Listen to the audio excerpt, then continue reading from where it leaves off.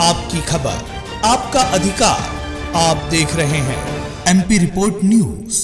नमस्कार, आप देख रहे हैं एमपी रिपोर्ट न्यूज और मैं हूं आपके साथ राशि सैनी। आइए रुक करते हैं खबरों की ओर। तेलंगाना में विधानसभा चुनाव के लिए आज प्रचार का आखिरी दिन है। 30 तारीख को यहां वोट डाले जाएंगे। उससे पहले सियासी दलों के पास वोटरों को लुभाने का आज आखिरी मौका। बीजेपी की तरफ से चुनाव प्रचार के लिए कई बड़े नेता आज मैदान में उतरेंगे। आज पार्टी के प्रचार को धार देने के लिए महाराष्ट्र के उप मुख्यमंत्री देवेंद्र फडणवीस 2 जनसभा करेंगे। वहीं कांग्रेस की पूर्व अध्यक्ष और सांसद सोनिया गांधी आज पहली बार तेलंगाना में चुनाव प्रचार करती नजर आएंगी। वह हैदराबाद में एक रोड शो करेंगी। इस रोड शो में उनके साथ प्रियंका गांधी और राहुल गांधी भी शामिल हो सकते हैं। इसके अलावा राहुल गांधी, प्रियंका गांधी भी चुनाव प्रचार करेंगे। कांग्रेस के राष्ट्रीय अध्यक्ष मल्लिकार्जुन खड़गे भी लोगों से वोट मांगेंगे। साथ ही पार्टी के कई और बड़े नेता आज तेलंगाना में डेरा डालेंगे। इससे पहले कल बीजेपी के पक्ष में कई रैलियां करते हुए पीएम मोदी ने कहा था कि तेलंगाना को तबाह करने में कांग्रेस और भारत राष्ट्र समिति समान रूप से भागीदार हैं। पीएम के अनुसार आदिवासी समुदाय और अनुसूचित जाति समुदाय को बीजेपी ही सशक्त कर रही है। वरिष्ठ बीजेपी नेता अमित शाह ने भी कहा कि कांग्रेस को दिया गया कोई भी वोट बीआरएस को जाएगा। उन्होंने लोगों से सरकार बदलने का आह्वान किया। वहीं कांग्रेस अध्यक्ष मल्लिकार्जुन खड़गे ने मेडक जिले के नरसापुर में विरोधी दलों पर हमला किया। उन्होंने बीआरएस पर निशाना साधते हुए कांग्रेस को सत्ता में लाने का आह्वान किया। वहीं प्रियंका गांधी ने कहा कि यदि बीआरएस की सरकार फिर से बनती है तो मुख्यमंत्री के चंद्रशेखर राव और बीआरएस फार्म हाउस से सरकार चलाएंगे और भूमि और शराब माफियाओं का राज होगा। बीआरएस प्रमुख और तेलंगाना के मुख्यमंत्री केसीआर ने रैतु बंधु योजना का लाभ किसानों तक नहीं पहुंचने के लिए कांग्रेस को जिम्मेदार ठहराया। उन्होंने कहा कि यदि बीआरएस सत्ता में लौटती है तो योजना की किस्त फिर से शुरू की जाएगी। चुनाव आयोग ने तेलंगाना में चुनाव के बीच विज्ञापन देने पर कर्नाटक सरकार से स्पष्टीकरण मांगा है। चुनाव आयोग ने आज कर्नाटक की कांग्रेस सरकार से जवाब दाखिल करने को कहा है।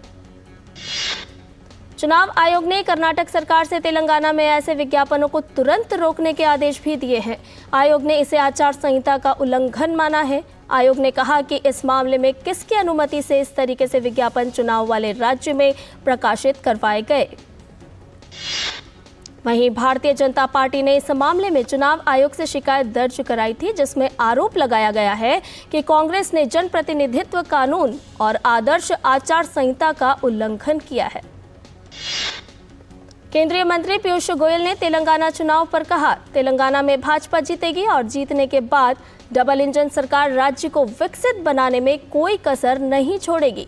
भाजपा यहां से भ्रष्टाचार, तुष्टीकरण की राजनीति को खत्म कर यहां सुशासन स्थापित करेगी। उत्तर प्रदेश विधानसभा का शीतकालीन सत्र आज से शुरू होने जा रहा है। 1 दिसंबर तक चलने वाले इस सत्र में कई विधेयक पेश किए जाएंगे। यूपी सरकार उत्तर प्रदेश शीरा नियंत्रण द्वितीय संशोधन अध्यादेश 2023, उत्तर प्रदेश माल और सेवा कर द्वितीय संशोधन अध्यादेश 2023 को पारित कराने की कोशिश करेगी। वहीं उत्तर प्रदेश निजी विश्वविद्यालय 6वां संशोधन अध्यादेश 2023, उत्तर प्रदेश राज्य विश्वविद्यालय संशोधन अध्यादेश 2023 के प्रतिस्थानी विधेयकों को पारित कराने की भी कोशिश की जाएगी। साथ ही कुछ अन्य विधेयक भी पारित कराए जा सकते हैं। शीतकालीन सत्र से पहले विधान भवन में हुई सर्वदलीय बैठक में विधानसभा अध्यक्ष सतीश महाना ने सदन के सुचारू संचालन में सभी सदस्यों से सहयोग की अपेक्षा की। वर्ष 2023 में यह विधानमंडल का तीसरा और 18वीं विधानसभा का 6वां सत्र होगा।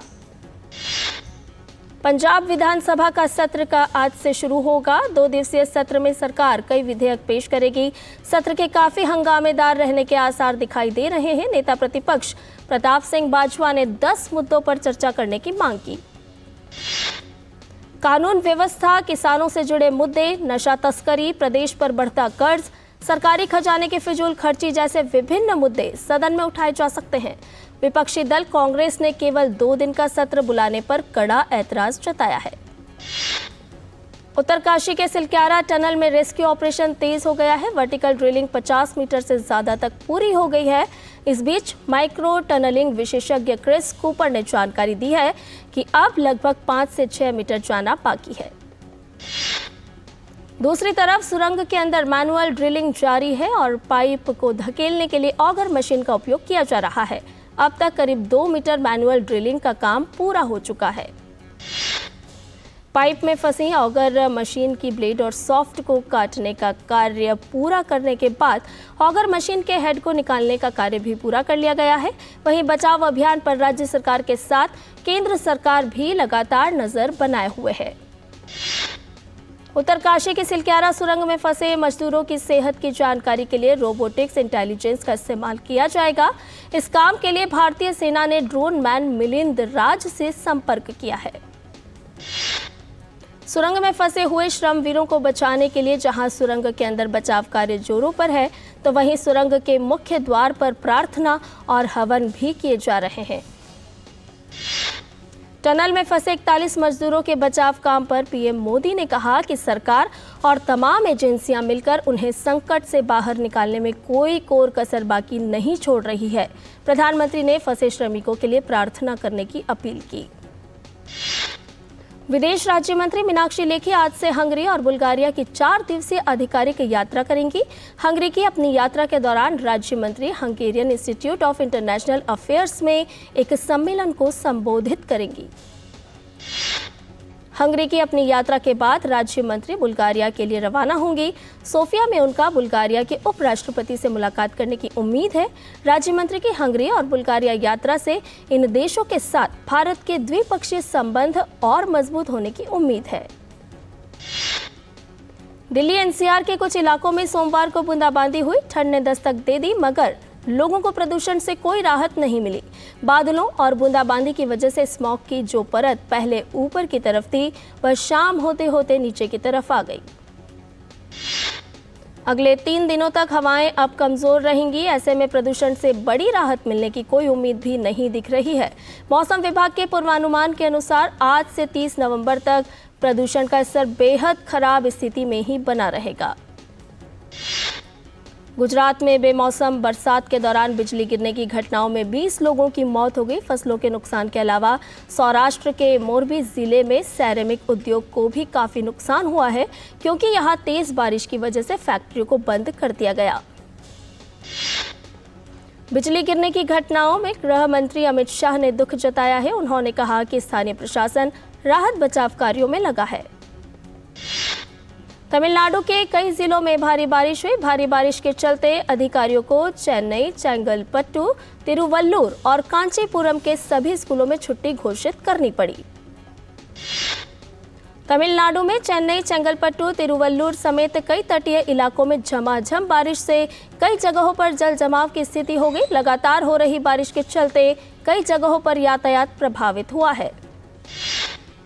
मध्य प्रदेश के कई इलाकों में भारी बारिश की संभावना है। मध्य प्रदेश के कई स्थानों पर पश्चिमी विक्षोभ के सक्रिय होने की वजह से भारी बारिश की चेतावनी दी गई है। कई जिलों में भारी बारिश की संभावना को लेकर अलर्ट भी जारी किया गया है।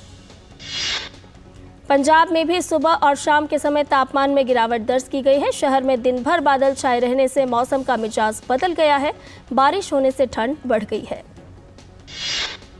वहीं उत्तर प्रदेश के लखनऊ में भी मौसम के रुख में बदलाव दिखा है। दिन भर धूप ना निकलने के बाद रात के समय ठंडक भी आम दिनों की तुलना में ज्यादा ही रही है। वहीं आने वाले दिनों में भी प्रदेश के कुछ जगहों पर बारिश देखने को मिल सकती है। उत्तराखंड और हिमाचल प्रदेश के कई भागों में ओले गिर सकते हैं। मौसम विभाग ने इन राज्यों में गरज के साथ बारिश होने का अलर्ट जारी किया है। जम्मू एंड कश्मीर राइफल्स के जबलपुर स्थित मुख्यालय में रीयूनियन मीट का आयोजन किया गया। कार्यक्रम में Jammu and Kashmir rifles regiment के कर्नल ऑफ द रेजिमेंट और सेना की उत्तरी कमान के प्रमुख लेफ्टिनेंट जनरल उपेंद्र द्विवेदी शामिल हुए। कार्यक्रम में Jammu and Kashmir rifles regiment के उन वीर जवानों को श्रद्धांजलि अर्पित की गई जिन्होंने देश की रक्षा के लिए अपने प्राणों की आहुति दे दी। कर्नल ऑफ द रेजिमेंट और उत्तरी कमान प्रमुख लेफ्टिनेंट जनरल उपेंद्र द्विवेदी ने सेना के आधुनिकीकरण के बारे में बात की। दिल्ली के प्रगति मैदान में चल रहा 42वां भारत अंतर्राष्ट्रीय व्यापार मेला सोमवार को समाप्त हो गया। आखिरी दिन फव्वारों की संगीतमय शाम के साथ मेले का समापन समारोह हुआ। ITPO द्वारा आयोजित इस समापन समारोह में थीम के अनुसार सर्वश्रेष्ठ पंडाल सजाने के लिए मध्य प्रदेश को स्वर्ण पदक प्रदान किया गया। राज्यों में ओडिशा को तो संघ शासित प्रदेशों में अंडमान निकोबार को स्वर्ण पदक प्रदान किया गया। स्वच्छ पंडाल के लिए पंजाब और सशक्त भारत के लिए वस्त्र मंत्रालय को स्वर्ण पदक मिला।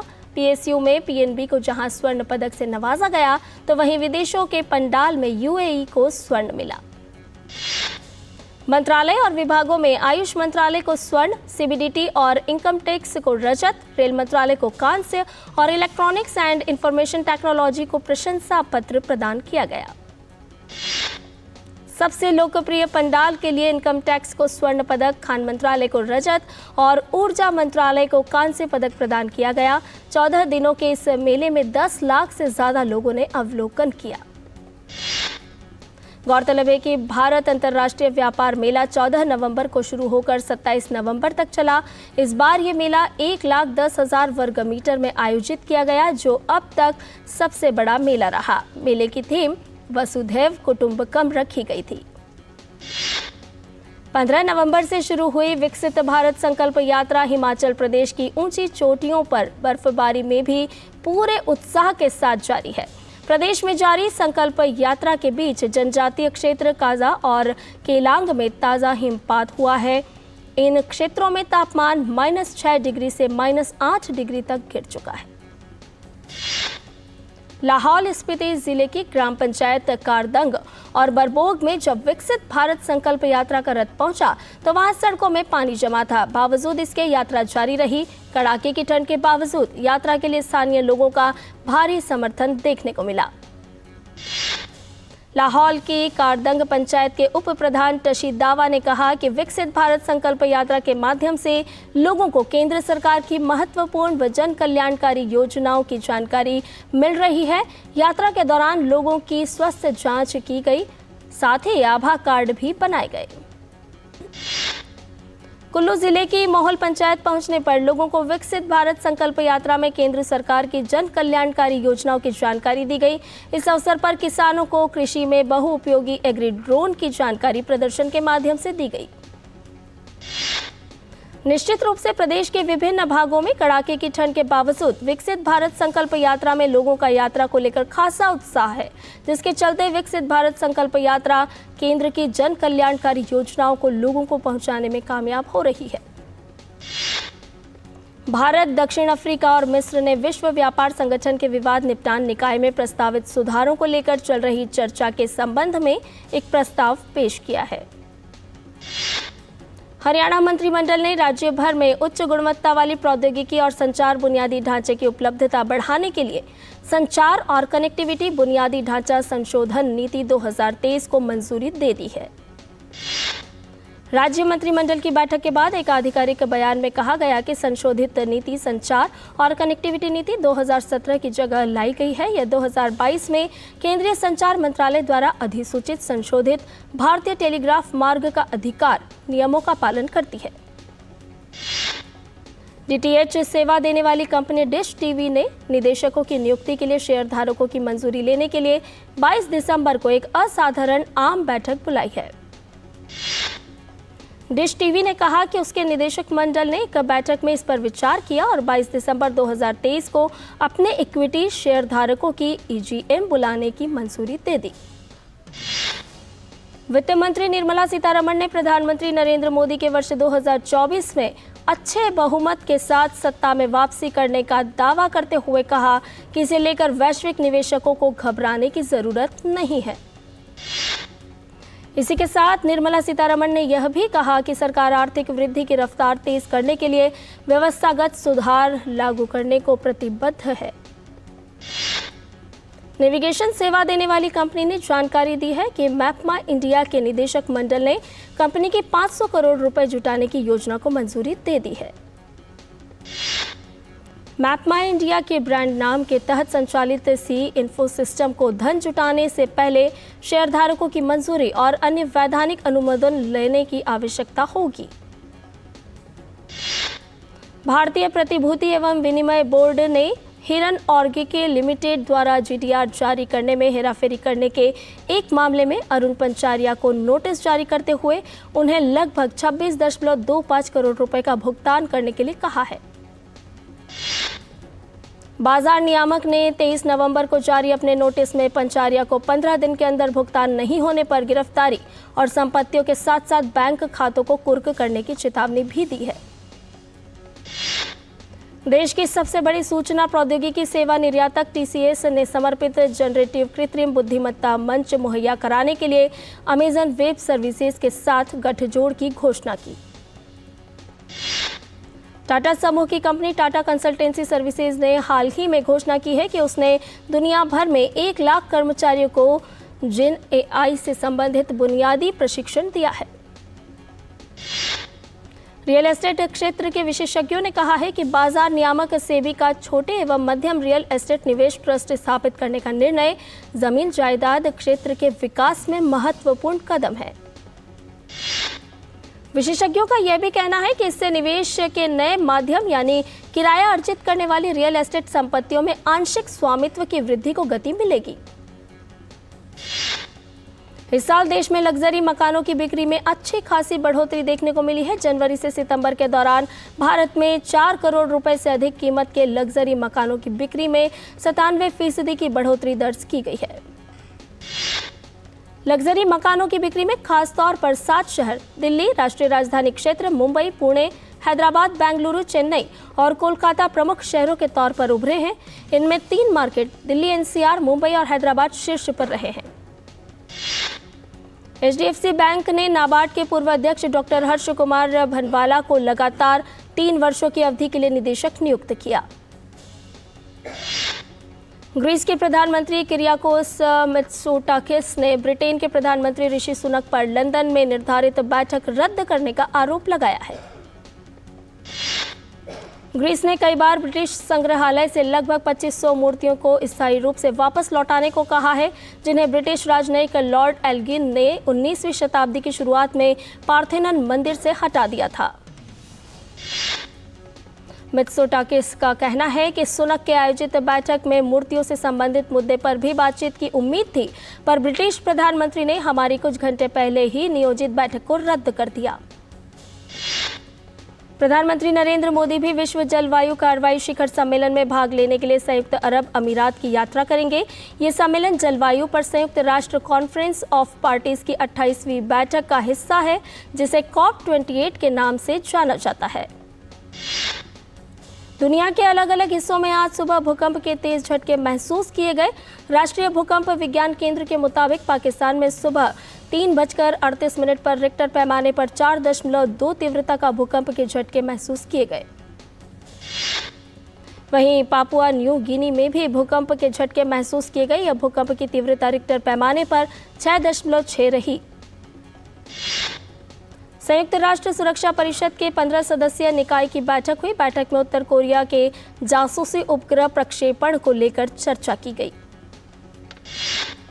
लगभग 6 साल की अनुपस्थिति के बाद उत्तर कोरिया ने अपने परमाणु और बैलिस्टिक मिसाइल कार्यक्रमों पर सुरक्षा परिषद की बैठकों में फिर से अपने संयुक्त राष्ट्र दूत को भेजना शुरू किया है। चीन और रूस का कहना है कि अमेरिका और दक्षिण कोरिया के संयुक्त सैन्य अभ्यास ने उत्तर कोरिया को उकसाया है, जबकि वॉशिंगटन ने बीजिंग और मॉस्को पर उत्तर कोरिया को और अधिक प्रतिबंधों से बचाकर उसका हौसला बढ़ाने का आरोप लगाया है। इजरायल और हमास के बीच गाजा में संघर्ष विराम को 2 दिन और बढ़ाने पर सहमति बन गई है।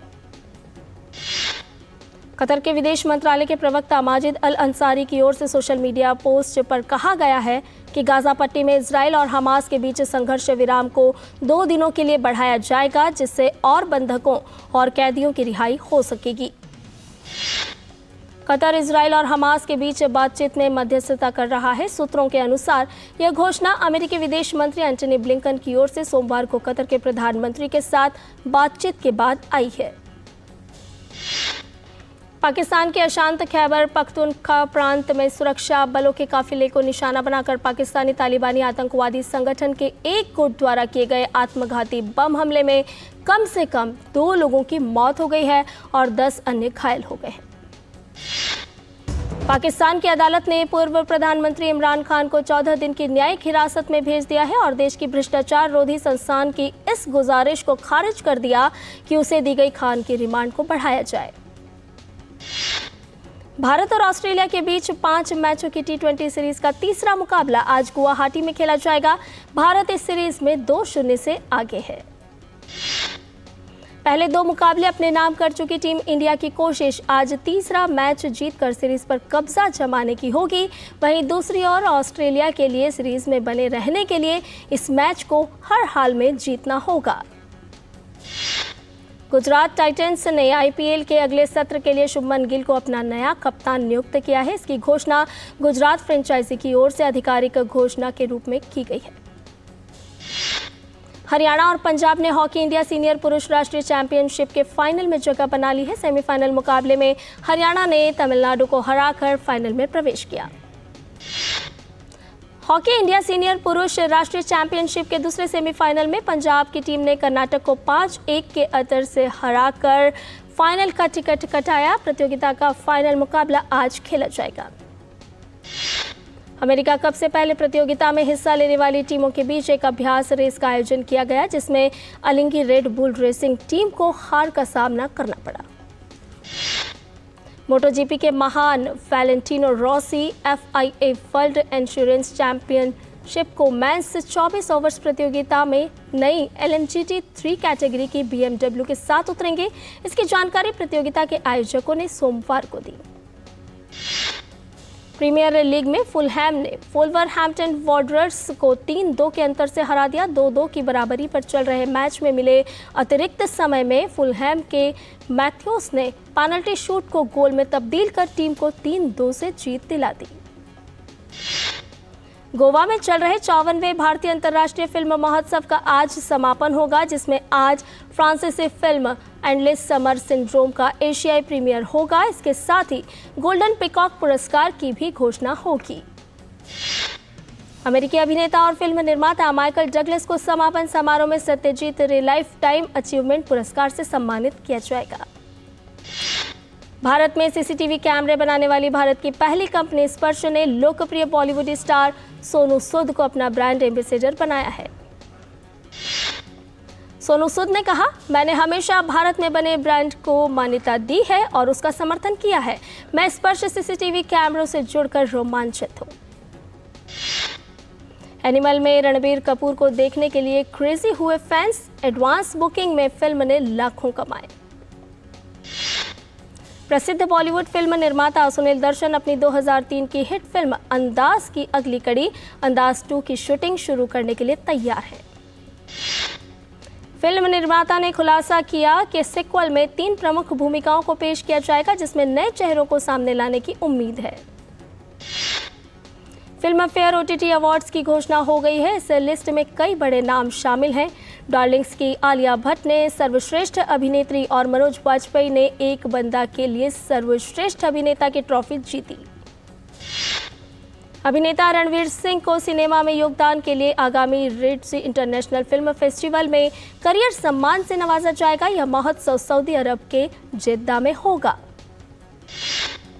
हार्दिक पांड्या ने अपने इंस्टाग्राम अकाउंट पर एक वीडियो शेयर की है, जिसमें IPL में पहली बार मुंबई इंडियंस द्वारा खरीदे जाने वाले हार्दिक नजर आ रहे हैं।